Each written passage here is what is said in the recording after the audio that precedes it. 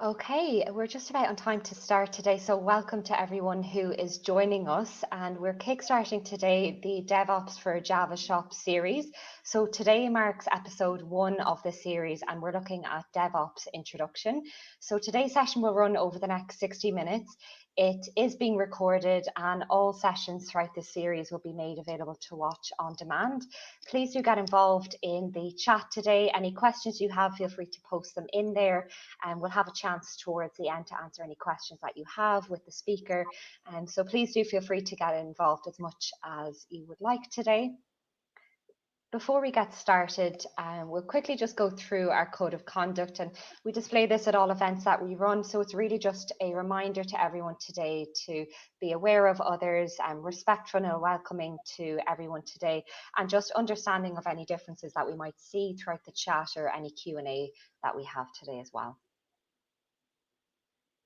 So I'd like to introduce our speaker for today. We're delighted to have Brian joining us. Brian is a cloud advocate with Microsoft and brings a wealth of experience with him. So really excited to have Brian with us today, who we will hear from just now. So Brian, I will hand over to you to get us started. Great. Thank you very much. Great seeing you again, and hello, everyone. My name is Brian Benz. I'm a cloud advocate at Microsoft, and you can find me on Twitter at bbenz. And today we're going to be going through an introduction to DevOps. Specifically, we're going to talk about DevOps as it pertains to Java shops. And I've got a lot of slides today. This is going to be part of a series. So there is 5 Tuesdays that we're broadcasting at this time. And today's session is going to be mostly slides, and the next 2 sessions are, the next 2 Tuesdays after that are going to be more practical demonstrations. In fact, almost no slides whatsoever, just 100% demos. I'm going to build things. And then after that, my colleague Rory Paredes going to join for the following 2 Tuesdays with some information about Terraform and a bunch of other cool things. But I'll get you started. The first Tuesday in this series is all about just intros to DevOps for Java shops, and then after that, the next Tuesday is going to be all about setting up a Java DevOps project in Azure DevOps, and the Tuesday after that is going to be all about GitHub and GitHub Actions. So looking forward to seeing you throughout the whole series. So let's get started. All right, so for the agenda today, we're going to talk about what is DevOps, people, process, and products that we use, and that's kind of the answer, but I'll get to that in a second. How you can keep your investments, because a lot of people already have investments in DevOps plans, structures, infrastructures, processes. You can keep those, and I'm going to show you how to actually enhance them with a few tools I'm going to share today. And last but not least, we're going to talk a little bit about DevOps in action, and that's going to be something we cover in more details in the following 2 Tuesdays as well. All right, so what is DevOps? This is a great quote from my colleague, Donovan Brown. DevOps is a union of people, process, and products to enable continuous delivery of value to your end users.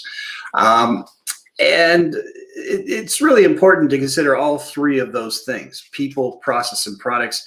But it's also important to consider the word value, I would add in bold there. Just because when you're working with a DevOps process, there's a lot of work that goes into it, and you don't want to build any of this unless the people are going to be on board and everybody understands their roles and they fit into the process. And the products have to support the process and the people as well. And that's where you bring the value. If there's no value to what you're delivering, no perceived value to what you're delivering, it's just a process that you've built. It's basically a solution looking for a problem, and it's really not going to be implemented as well as it should in your organization. So let's talk a little bit about each one of those things and how you can bring value to your org. So the first thing is people. whenever you have a process, the people have to be able to understand their roles in that process. Who's doing test? Who's doing development? Who gets this role? Who gets this particular piece of whatever you're updating? And what is their job? When does their job finish? And when does the next stage of the project or the process begin that someone else handles? So everyone needs to understand their role. The typical thing where you just throw something over the wall and say, hey, it worked on my machine, ops, make it work on the server. That doesn't really work when you're working with a DevOps organization. Everybody needs to understand and be sympathetic to everyone else's role, basically. The ops team has to understand that the dev team has certain needs that they need when they want to implement something and test to make sure it works properly. The dev team needs to understand that there's certain things they need to do to make sure that ops is accommodated when they're actually developing the software. So here's a little bit of idea behind some of the roles that might happen in a typical DevOps organization. A dev will be providing code. They'll have a code repo that they are in control of. They'll be providing unit testing, and they'll do continuous integration, continuous deployment automation. The ops team has DevOps tools and services. They handle continuous integration, continuous automation, continuous deployment automation as well.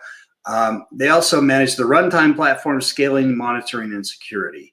So if you see the CI/CD is in both places, because the CI/CD for devs, they really understand how the application works. So they know what needs to be in the application to make sure it successfully deploys.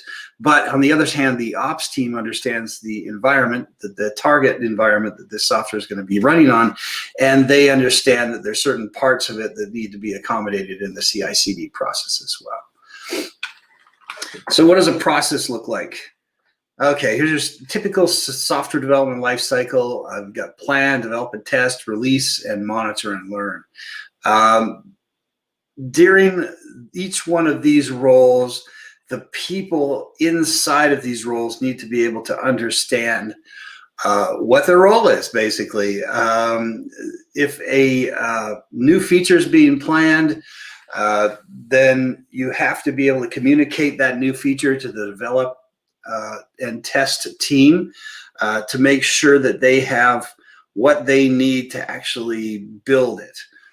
Then the release team has to be able to understand what the dev and test people did, and the monitor and learn portion of the project, which is often the overlooked portion of the product, has to be accommodated as part of the dev, test, and release. Otherwise, you can't really tell if what you actually planned was what you actually delivered in the new feature or process or product that you've produced in this process. So like I say, you have plan that has to be communicated to dev and test, then that has to be communicated to the release folks, and then you have to just make sure that everything that was promised in the planning stage actually made it into the production environment, and that's where monitor and learn comes in. And then you just repeat that cycle.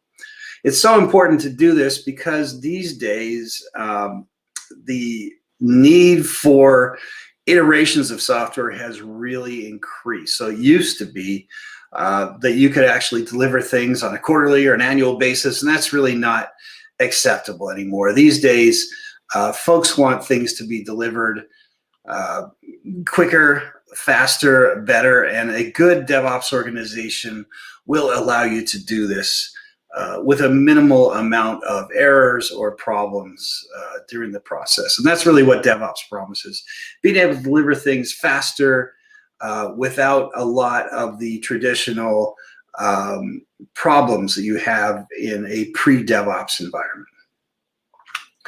Now, I mentioned keeping your investments. So here's this same software development lifecycle with some products added in.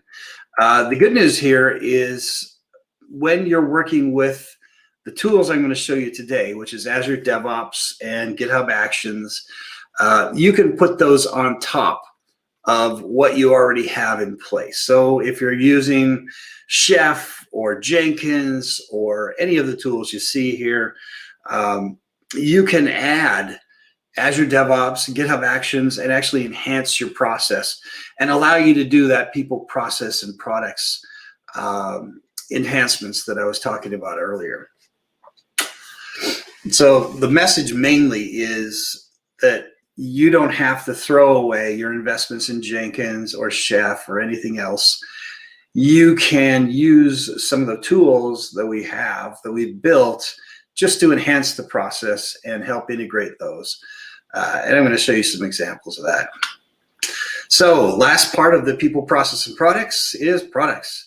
At Microsoft, we have several products you can use, including GitHub, Visual Studio Code, Visual Studio. We also have some pretty cool stuff for operations and for delivery of software, including Azure Pipelines, GitHub Extensions, and Actions. And just as an example of some of the products, I mentioned that you don't have to throw away your investments. If you want to work with DevOps, you can actually make your existing processes into something that is used by your whole organization. I know a lot of people who, in the Java world especially, have Jenkins running some pretty incredible processes, some pretty complicated infrastructures that have a build and a test, but where it tends to fall short is deployments. The deployment itself is probably just putting something on a blob or a server somewhere and deploying via FTP, or if you have a container-based infrastructure or a virtual machine infrastructure, having a seeding server that actually goes out and deploys this to all of your different environments. The good news is that we've actually worked with Jenkins and we've produced some reference architectures you can use to build out your Jenkins infrastructure on the cloud. So if you're using it on-prem right now, which is typical, either you're using it on a VM somewhere or sometimes just an a machine, that server that's sitting somewhere in your organization, then you can actually take that and deploy it out to the cloud. And these reference architectures, by the way, are pretty cool in the sense that there is literally a button that you can press that will deploy this entire infrastructure for you. And there's also one for containers. So there's another infrastructure reference architecture for containers, which basically has another deployment. And this one goes out to our Azure Kubernetes service and uses Cosmos DB on the back end to accommodate some data storage and things like that. And it uses Azure Monitor for the monitoring and learn phase of the project too. Let me just show you something real quick here. So a little bit of an introduction here. This is my Azure dashboard for those of you who might be unfamiliar with this. If you go to portal.azure.com, and you have to have an Azure account, you can sign up for free. But portal.azure.com, this is what I see when I'm working with this particular project, which is my presentation for delivering in situations like this. But I have several dashboards, as you can see here. The way I organize my dashboards is by talks I'm giving. Because that's my job, but you might have other dashboards, and you can create custom dashboards for different tasks that you have. You might have one which is dev, you might have one which is test, you might have another as production. You can organize those all into custom dashboards. Now down here is my resource group. So my resource group here is something that we use in Azure to group different categories of resources together. In this case, I've got some application services, which are websites basically running. And I've also got an app service plan, which controls all three of these app services. So I can upgrade or migrate these websites. I've got three websites, basically, staging, production, and GitHub. And I can do that with this app service plan, the Java Shops app service plan. I can upgrade or downgrade my servers, make them faster or slower or cheaper or more expensive, depending on what I want to do through app service plan. Over here, I've got some custom links, and down here, I've got my web apps themselves, and I've got something called a feature manager, which is our Azure application manager, which I'm going to show you in a bit. That's a way to control features and turn them on and off in your software for doing things like A/B testing. So the reason why I wanted to show you this today is if I go to ci.jenkins.io, and I never know what I'm going to get here. This is a live site. We've been working with Jenkins for years. In fact, originally we provided them some funding for running their infrastructure on Azure. And they built out a whole infrastructure. They've got some of it on AWS now, but there's some of it, if I go down here, which is still on, there we go, ACI. So this is Azure Container Instance. This is something that runs on Azure. They've still got some virtual machines and some container infrastructure at ci.jenkins.io. And this is what you're looking at here, I should mention that, is actually Jenkins. Let me zoom in a little bit. This is Jenkins building Jenkins. So if you look here, there's a build queue. Whatever there's on the Jenkins website, the people submit PRs. The PRs go through a process, and then they get tested.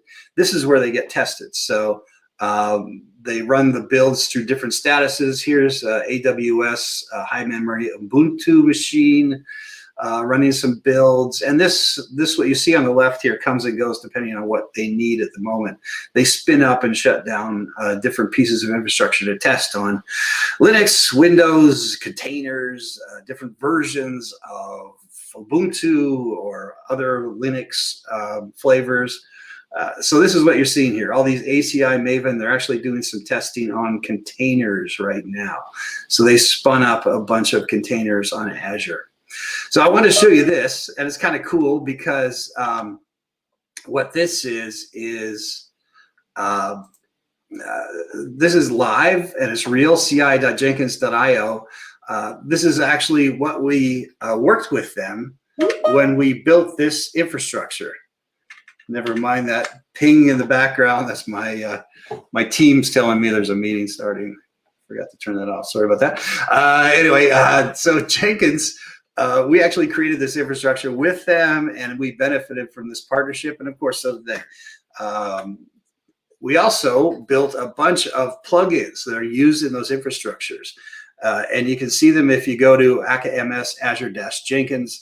But there's about a dozen plugins that work with virtual machine scale sets, containers, Azure Kubernetes service, and also storage. So some very cool plugins there. And that's what I mean by you don't have to throw away your old infrastructure to implement a DevOps process on Azure. What you can do is typically, as I mentioned with Jenkins, there's build and test that's built in. Everyone's nailed that. Everyone's got their processes down for those functions in their organization, but they might not have deployments going so well. So these infrastructure architectures that we have allow you to integrate using these plugins, build and test, and deployments can be managed through Azure DevOps or GitHub. So you pass off an artifact that's been built and tested in Jenkins to a certain location, and then our Azure DevOps or GitHub Actions will pick up that artifact. It'll actually be triggered by a successful artifact being a successfully tested artifact being deposited, and it will trigger a deployment process that goes out and deploys this to staging servers and or production whenever you're ready to do that. So it's kind of cool stuff that we did with Jenkins. That's an example of many examples that we have for things that we've built on top of existing infrastructures, including Chef and Puppet and others, that you can just take and use with the plugins and all of the architecture references that we've created for you. So today I'm going to highlight Azure DevOps. Those of you who may be familiar with it, maybe not. Azure DevOps has Azure Boards, which are built in. It's Kanban boards, and it's extremely robust system. The nice thing about it is you have a Kanban board that can be managed with your identity services that you already have built in, assuming you're using our identity services like Azure Directory and others. They're already built into your organization, so you can use Azure Boards, and you have the people in your organization already defined. So if you need to assign someone to a task in your Kanban board, they're already in there, and they will be notified automatically when you add them to a task, for example. We also have Azure Repos. So Azure Repos, we have GitHub as well. We purchased GitHub several years ago. It's a separate company, but we maintain Azure Repos separately from GitHub Repos. And we had Azure Repos around before we purchased GitHub. The advantage of using Azure Repos that you might find is that, number one, it handles a Team Foundation server version control. So if you're using Team Foundation server, it can be built right into your Azure Repos. Also, once again, the identity management is nice because you can give people access and deny people access to a repo depending on what their roles are in the organization. And then today I'm actually going to focus on Azure Pipelines, because Azure Pipelines are what we use for building and testing, and you actually use what we call hosted agents, which have a number of features, different pieces of software built into them, and I'll show you an example of that in a bit. For builds, and then you have pipeline management, which is a way to actually deploy things to staging and production. And once again, it's all under the umbrella of your identity management service that you already have built in to your organization. So anyone who has access to the DevOps project that you build automatically has access to the servers that you allow them to have access to inside your organization. There's no third-party authentication or tokens or anything that needs to be done. Everything's connected because you're inside the same umbrella of the organization. Then we have Azure Artifacts, which is a way to manage Maven, Node, and other package management artifacts. It's great for version control. It's great for audits too. And then Azure Test Plans, which allow you to do things like website testing and load testing and things like that. We're going to focus mostly on pipelines today. Next Tuesday, we'll be covering Azure DevOps in detail. I'm going to show you end-to-end. I'm going to build an actual Azure pipeline from scratch that watches for a change on a GitHub repo and then deploys that change. It builds and tests that deployment in Azure DevOps, and then deploys it using Azure Pipelines out to 2 different servers and does some A/B testing. On the Tuesday after that, I'm going to show you GitHub with GitHub Actions, which does something similar, but it doesn't have the A/B testing part of it. It has some feature flags built into it, and I'll explain what that is in a bit. So in GitHub, we also have GitHub Actions, GitHub Extensions. The difference between Actions and Extensions is GitHub Actions are like scripts that you write. You can use someone else's scripts, but mostly they're scripts that you write and you control that do certain functions like deployments or testing or integration with multi-cloud, things like that. GitHub Extensions are third-party tools that are actually written by third parties to provide those integrations. For example, GitHub Action might integrate with Google Cloud. GitHub Extensions is the extension written by Google Cloud that actually allows you to connect to Google Cloud. So that's kind of the difference between Actions and Extensions. We also have something that's relatively new that you might have heard of called Code Spaces for GitHub. Code Spaces for GitHub is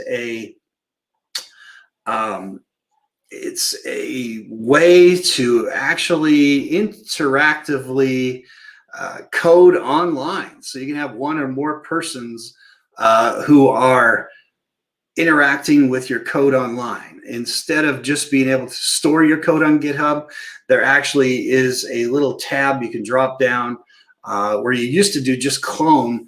Now there's a tab you can drop down. You can actually open the actual application in code spaces, and in code spaces you can work with the code. It's a controlled environment, so if your IT organization needs to have certain software pre-built or certain software they don't want in that environment, you can predefine those. And basically what it does is it spins up a container on GitHub and allows you to run a version of Visual Studio Code inside that container with your code.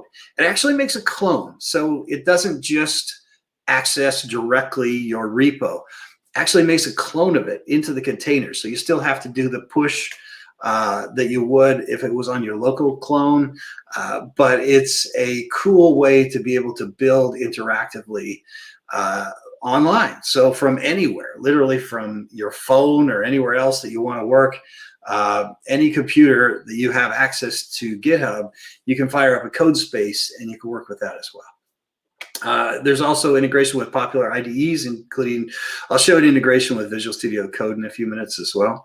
And we have, since we purchased GitHub, there was a lot of consternation about, will we be starting to charge more for things and stuff? We're actually charging less. So we have free private repos for individuals and teams now. So it used to be before Microsoft purchased GitHub that you would get a free public repo, but you had to pay for private repos. And now those are free. They were free for individuals, and now they're also free for teams of a certain size. So that's some cool things. We've always opened that up and allow you to do some things for free that you couldn't do before. So there we are. A couple examples. This is something I'm going to show you in more detail on Tuesday. But this is an extension that Microsoft wrote for GitHub, which integrates with GitHub Extensions. So what it does is it uses webhooks. It just watches for changes on your GitHub repo, and if they're within certain parameters, it can be a certain branch or the main branch, and based on that, it will actually trigger a build and a test and a deployment that you control in Azure DevOps using this extension. Here's a little example, actually, before I get into that. So I did want to show you, this is an example I'm going to show you. It's basically the GitHub Extensions in action. So there's a website called Tailwind Traders website, and you can actually see the actual website working. www.tailwindtraders.com is where you see that. But what I'm doing right here is I'm setting up an Azure Pipeline, and that is the extension that we use. It's called Azure Pipelines. Inside of my GitHub, I'm in GitHub now, I configure this extension, and I choose the repositories I want this to trigger. So what's going to happen is the Tailwind Traders website, anytime there's a change, anytime things are pushed to the main branch, it's actually going to pick up that change and put it into Azure DevOps. So the main thing here is the integration is now moving over to Azure DevOps. So we went from GitHub to Azure DevOps. I choose my account. I authenticated with GitHub with my Azure DevOps account. I go to my DevOps organization and select a repository, because now I'm in Azure DevOps. Now I have to tell Azure DevOps which GitHub repo to monitor. So that's what I just did there. It went kind of quick, but then I configure the pipeline. It automatically analyzes that GitHub repo and says, this looks like it could be a Docker, Kubernetes, or ASP.NET application. It's a little bit confused because it's a compound application with multiple things in it. Anyway, so I actually have some pre-made YAML that I paste in here, and that pre-made YAML actually allows me to do a few different things. It checks to see if the main branch has been changed. If it's been changed, it makes a clone of that main branch. It puts it on something called a hosted agent. and then it actually builds the pipeline itself. I don't know if this is a little pixelated for you over there. It looks a little pixelated to me. So the pipeline itself runs. And what that pipeline does, it actually does a build, as I mentioned before. It goes on a hosted agent, and it actually builds the application itself.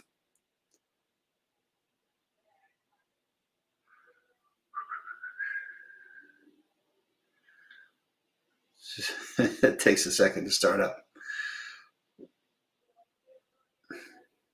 This is, if you didn't know, this is not me typing. This is actually a video. So it's just a little video of something that happens that I wanted to show you to give you an idea of what extensions look like. So there you go. It's an agent name. It's called a hosted agent. And these hosted agents are actually, let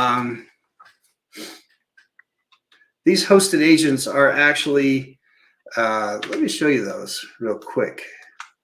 So if I go back into my dashboard here, where are we there? Where's the mouse? There we go. Okay. Inside the dashboard here, I can show you, where are the hosted agents? There we go, MS hosted agents. So these are actual servers that you can use. You can use Windows Server 2019 or 2016. You've got Ubuntu 20, 18, and 16, and you got Mac OS. Inside each one of these hosted agents, there is a ton of software that's been pre-built. And that's what you're seeing in that little video. It's grabbing a hosted agent. It's an Ubuntu hosted agent. It goes out and it gets a bunch of, it gets the software, and then it actually installs something that's not on here, an older version of Node. From there, it builds and tests, and assuming there's a successful test, it passes it on to a release pipeline, which will deploy it out to the cloud. And I'll show you a little bit more about that on next Tuesday, same time, same place. But for now, let's just go into what Visual Studio Code is, because I do have some examples I want to show you there. How are we doing for time? Oh, good. Okay, so Visual Studio Code is a lightweight and powerful source code editor. It's available at code.visualstudio.com. It's free. It's open source. It's on GitHub. It's written in Python, so it runs on Windows, Mac, and Linux.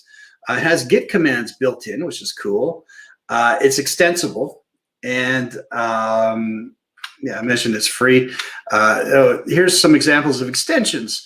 So there are literally thousands of extensions created by Microsoft and third parties, and these extensions can do a variety of things. This is just a bit of trivia. This is the most popular Go IDE, integrated developer environment, just because we have a really cool extension that everyone uses in Visual Studio Code. Also Python, a bunch of other things. I work with Visual Studio Code pretty much constantly. In fact, I don't even have Visual Studio installed on my machine anymore.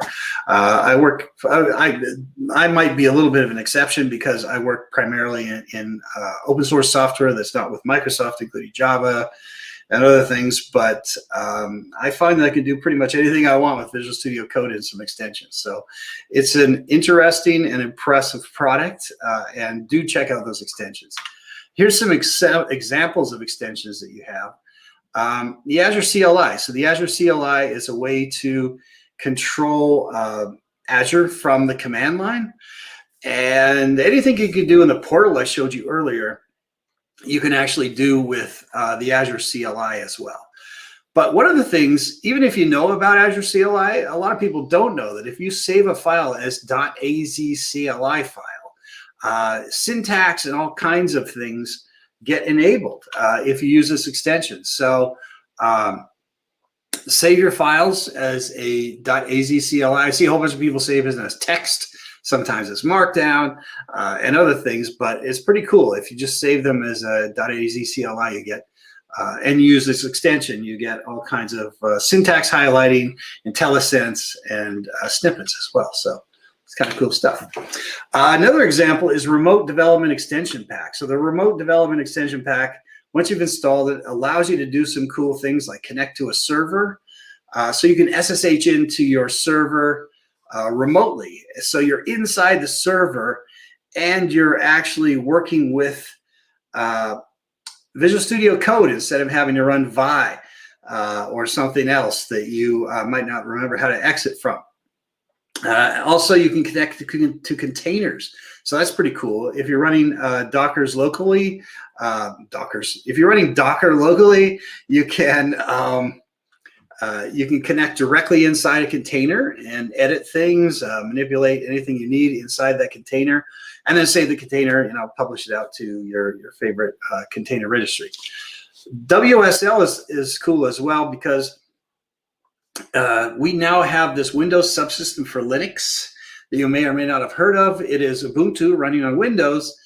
And the reason, just a bit of trivia, the reason why they call it Windows Subsystem for Linux and not just Linux on Windows is because the original CLI, the original command line interface for Windows was called the Windows Subsystem.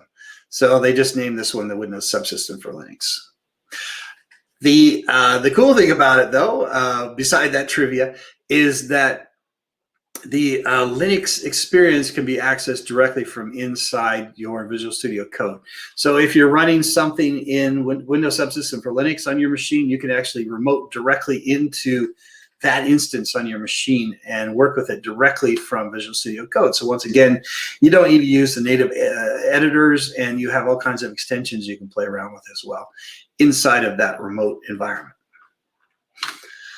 Last but not least, the Live Share Extension Pack. So this allows you to do pair programming or more than pair programming, live collaboration between different folks. It also supports audio calls and chat with some built-in functionality from Teams that we borrowed from Teams as well. Let me show you just a real quick example of that. So this is a collaborative environment. Once again, it's a video. I hope it's not too pixelated. This is something that we've set up between a teammate and myself, that basically, here's a repo, the same Tailwind Traders website I showed you earlier. This is my clone. It's forked, actually. And then I made a clone on my local machine.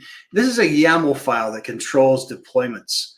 And this is a GitHub action. So we're going to be using GitHub Actions in a couple weeks. But this is a GitHub action that actually controls deployment. So what I've done is I've saved it, and using the built-in Git commands that are in Visual Studio Code now, I can push this out to my repo. When I push it out to the repo, because it's this is actually a GitHub action, and it goes into a certain directory in my GitHub repo, it's going to trigger a build. And that build is right here. So as you can see from this build, there's a little problem with the build. It fails on the publish stage. This one seems to be running a little better than the last one.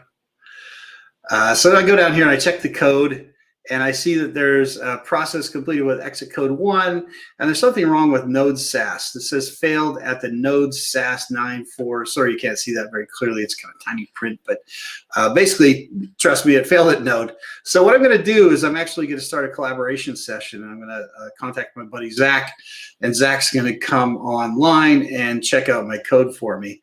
So I use Teams to call Zach. I talked to him for a second. I say, hey, can you check this out? He says, yes, of course, because it's a demo. And then I send him the link that I just created for the collaboration session. And then you can see Zach has joined the collaboration session.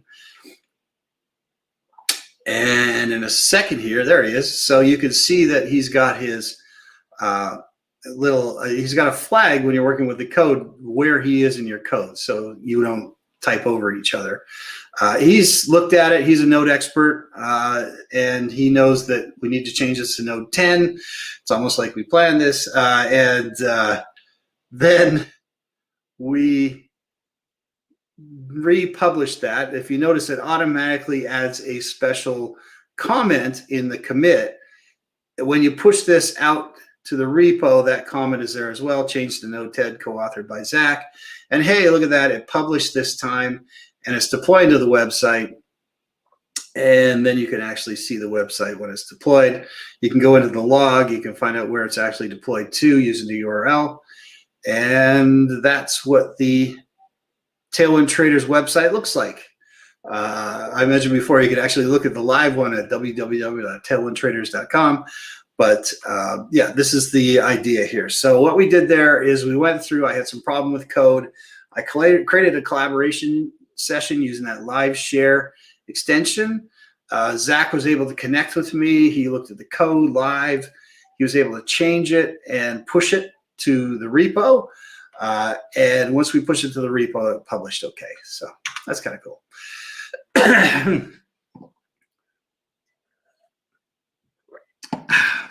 Sorry. It's early in the morning here for me, so I got my green tea over here. Okay, so test containers. I do want to talk a little bit about test containers. So far, all the things we've shown you are about app service and virtual machines. And we do have some pretty cool things for containers as well. The containers themselves can be used with Azure, of course. If you're using something like testcontainers.org, which is a popular testing environment with pre-made JUnit tests built into containers with common databases, et cetera, it's very cool stuff. So let's say you're using test containers for testing your code.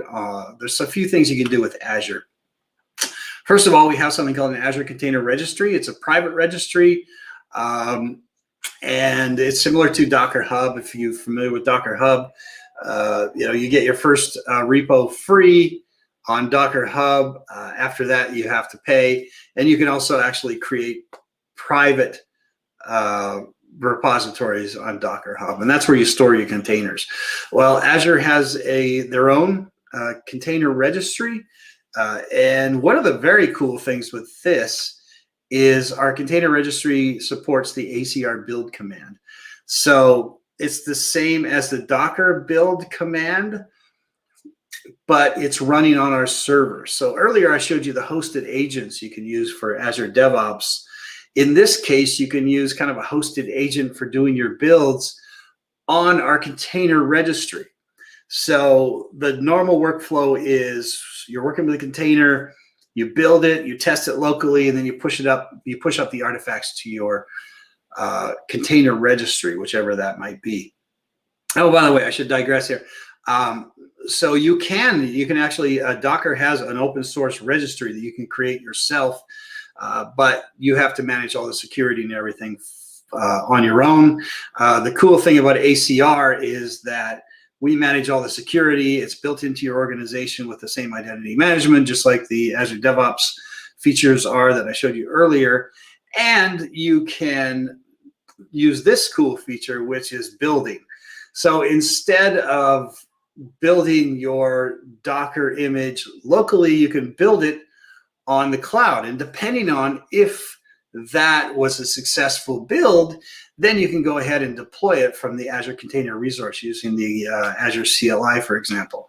So where would you actually deploy it to is the next question. So you do the Docker build, you've got a successful build, and then you can deploy it to somewhere. We have this thing that's extremely cool called Azure Container Instances. Azure Container Instances is just a way of borrowing a node on our huge Kubernetes cluster. So instead of having to manage your own Kubernetes, which can be cumbersome, we have a container instance feature, which is low cost, sometimes free, thing that you can use to just grab some nodes. Let's just say you're doing some dev and test, and you just want to see if this is going to work on Kubernetes. Instead of having to set up all the YAML and all the things you would have to set up and creating a Kubernetes cluster, you can just go out to Azure Container Instances, and using the Azure CLI, you can grab one of our clusters. Once you've got that cluster, here's a CLI command for that. AZ container create, name my container, and then you grab the image that you want to use, and that image can come from the Azure Container Registry I showed you earlier with that build command. From there, you can actually just run your container inside of our instance on Azure Container Instances. ACI is kind of a misnomer for this, because one of the interesting things about ACI is you can put more than one container inside an instance. So let's say you're doing something that uses open tracing, and you have an application and you need to trace it. You can use a container for your application, and you can put a container in there that manages open tracing in the same Azure Container Instance, and they can speak to each other, just as they would on your local machine or on a virtual machine or another Kubernetes cluster as well. So that's kind of cool. That's the kind of things you can do. So you can have more than one container in your container instance. And it's really easy to set up. As I show you here, it's just Azure CLI command like that. And all of a sudden, you've got a container that you can use for dev tests or whatever you want. Now, the only caveat to that is it's not incredibly scalable. So if you have a system that needs scaling, we have Azure Kubernetes Service as well. So AKS, Managed Kubernetes on Azure, allows you to basically, if you look over on the right here, the self-managed nodes that you would normally have. Over here, there's my mouse. The API server, the etcd store, et cetera, we manage all that for you. So the Azure Managed Control Plane actually controls all of that for you and does automated upgrades, patches. It's much more reliable in most cases than having your own server and having someone who needs to maintain that server itself. And the control plane itself is no charge. You just get charged for the underlying virtual machines that actually runs your code. So it's scalable and sometimes cost efficient as well. All right, so Azure Application Configuration.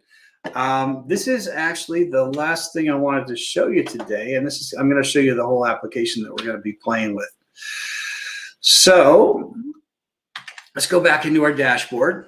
So I mentioned before, over here we have several app services, and if I look at the Java Shop's GitHub app service, over here on the right, let me just make that a little smaller so you can see it. There you go. This is the URL for the website, and I've set this website up. It's running Java. It's running a silly little application. It's okay. That's the error, but the typo. Welcome. So there it is. It's a amazing application, which it's a Spring Boot application, and this is all it does. It's just a simple one. Now, one of the cool things is I can control this application through something we call feature flags. Inside of this application itself, I have a connection to a feature manager. So what is a feature manager? Let's go back to the dev. Inside the feature manager, let's go back to the dashboard. My throat.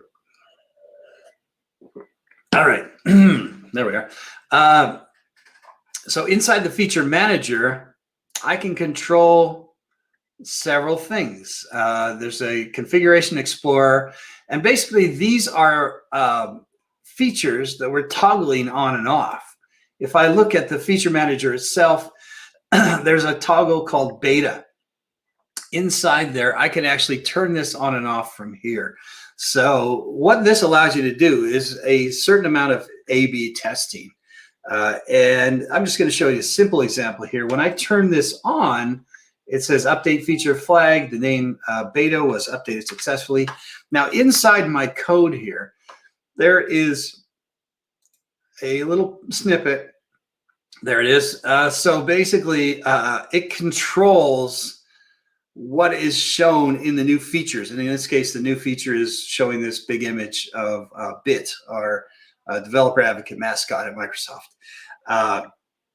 And there's also a menu here that just popped up called beta.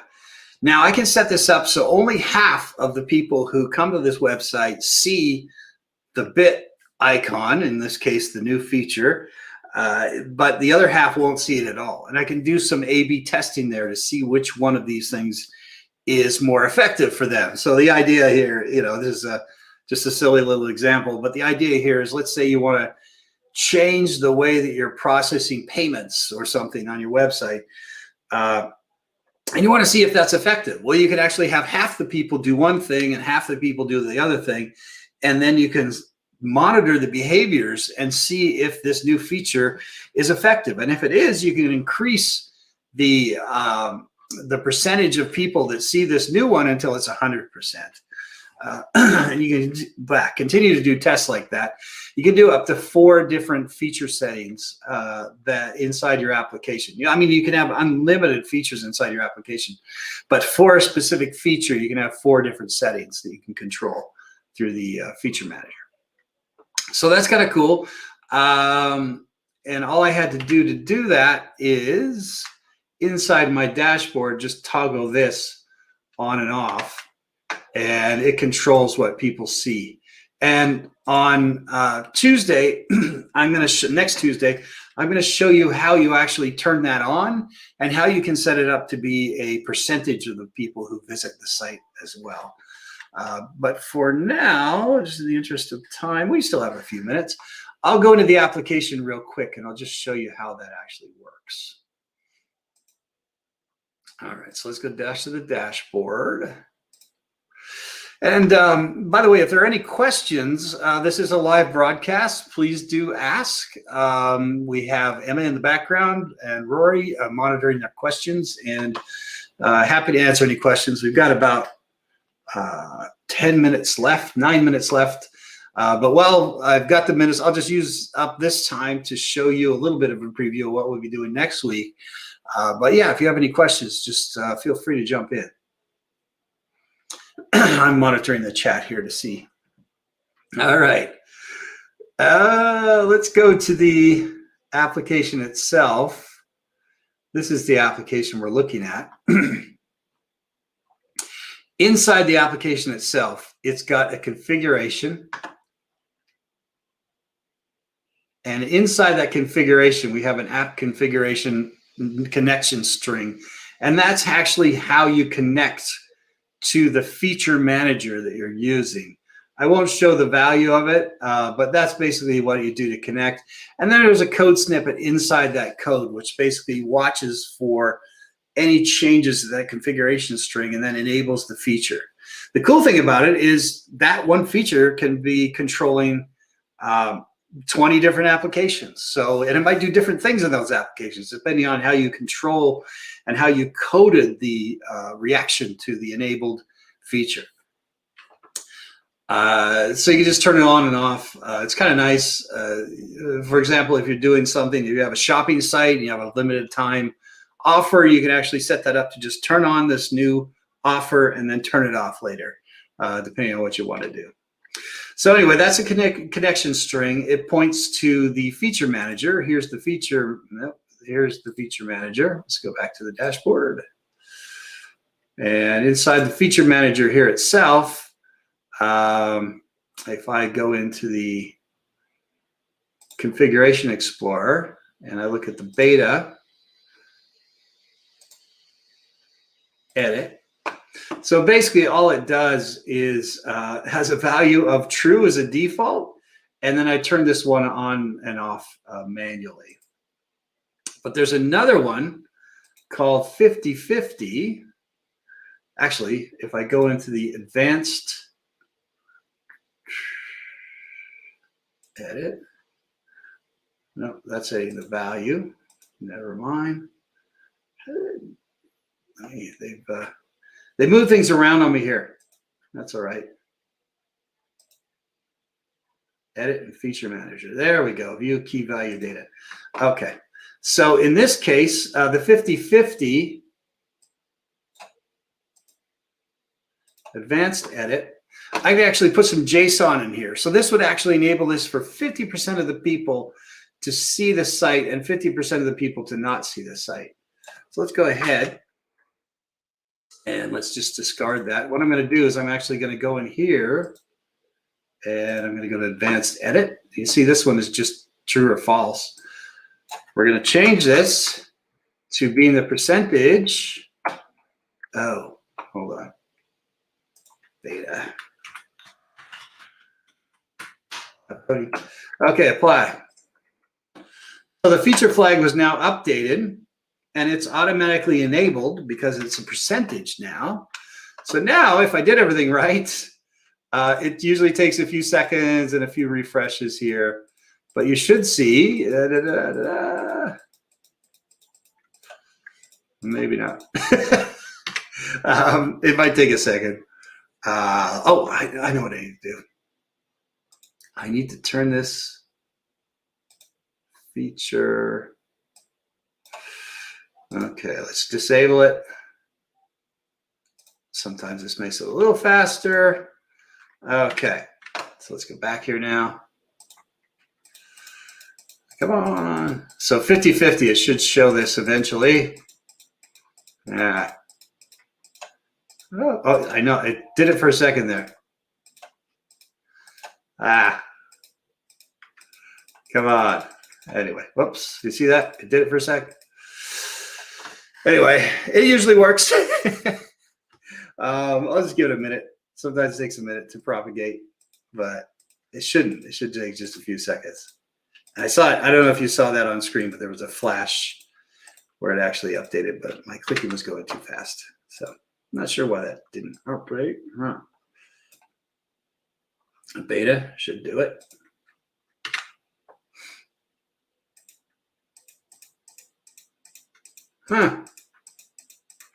Anyway, let's not worry about that. It will though. Next Tuesday, I'll make sure that's actually functional. It should be though. I don't know why it's not working. So just change it really quick though. But that's just a real quick one. Let's see. Well, that is basically what I wanted to show you today. We got 4 minutes. I'll go back and check it in a minute. Let's see if it works later. Here's just a quick review. We talked about what is DevOps. We talked about people, process, and products. Showed you a little bit of how you could keep your investments. And we did a couple of quick demos on DevOps and Actions. As I mentioned before, for the next round of these talks, next Tuesday, I'm going to talk about DevOps 100%. It's going to be Azure DevOps, live demos that will work better than that one. That show you basically everything to do with changing a GitHub repo. That repo change will be picked up by Azure DevOps. There will be a build, there will be a release, and then the release will actually have an A/B test built into it. The following Tuesday after that, we're going to talk about GitHub Actions. In GitHub Actions, it's going to be similar. We're going to trigger a change based on a workflow. So we're going to change something in Visual Studio Code. It's going to change the repo. That's going to trigger an a GitHub action. The GitHub action is going to trigger a build and a test and a deployment out to an Azure web app as well.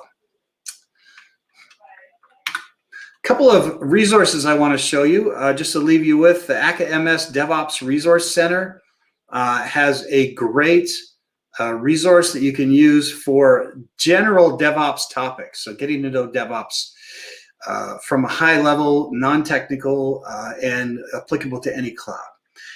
Then we have Azure DevOps docs, which specifically deal with Azure DevOps and Azure Pipelines as well. And you can find links to GitHub Actions there as well. So those are two great resources for you for Azure DevOps. And that's my talk. So please do find me at Twitter, bbenz. And I think we're right up on time. But let's just check this website. I am still hoping we can get this working. No, it's not going to work. I did something wrong. But I will get it working for next Tuesday when we actually show that demo from end to end. I'm going to show you that as well. So thanks for visiting. As I mentioned before, this is a series that will be going on every Tuesday for the next for this week and then 4 weeks after that. Next two sessions are going to be me, Azure DevOps, and GitHub Actions. After that, I've got my colleague Rory coming on. It's going to be some features around Terraform and specifically diving deep into Spring on Azure and a few other cool things that he's got going. So, all right. Great. So I think that's my time. Yeah. Hi, Emma. How you doing? Good, good. Brian, thank you so much for today's session. I was posting links during your talk to various different resources, the Azure plugins as well that you mentioned towards the beginning. So hopefully everyone has got those links available. If you do have follow-up questions after today, like Brian mentioned, you have his Twitter handle, which is on the screen now. You can always bring questions with you to the next session as well. We're always on hand to answer questions you have throughout this series, so do reach out. And as I mentioned in the beginning, these sessions are all recorded, so you can go back to watch them on demand. And that's on the series page, so I sent that link through as well. So you'll be able to watch them there. But Brian, thank you so much for an excellent session. It's been great to have you. Really looking forward to welcoming you back again next week too. Thanks. Yeah, looking forward to it. And as I mentioned before, I mean, bring your questions for the next couple of sessions. I'm around, and we'll have a sort of, I'm going to be just live coding in Azure DevOps, and the week after GitHub Actions. So bring your questions, and it'll be a nice interactive session. Great stuff. Thanks so much, Brian. And thank you everyone for attending. Hope to see you again at the next session. Thanks. It was fun.